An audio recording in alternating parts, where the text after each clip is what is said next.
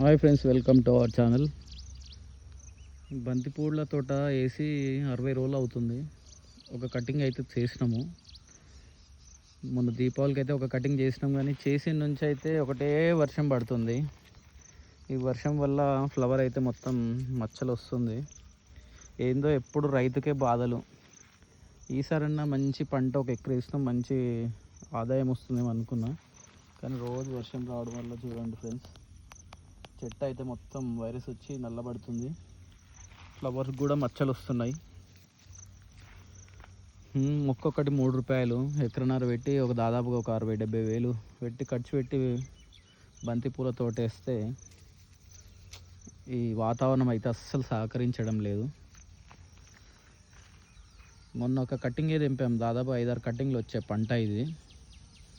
మంచి రేటు ఉంది మార్కెట్లో, 60 రూపాయలు 70 రూపాయలు పోతుంది. కానీ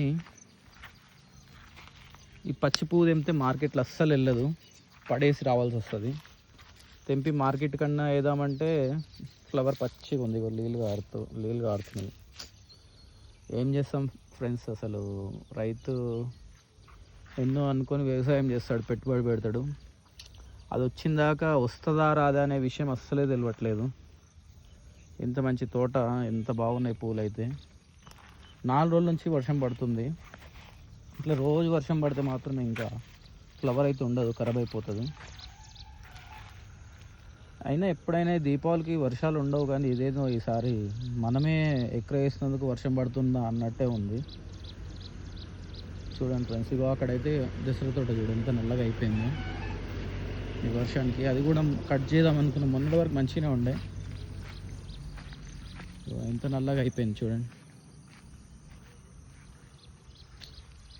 అందుకనే చేస్తున్నాను ఫ్రెండ్స్, ఒక వీడియోనైనా చేస్తే మీరు లైక్ అండ్ షేర్ చేసి రైతుకు సపోర్ట్గా ఉంటారని వీడియో చేస్తున్నా.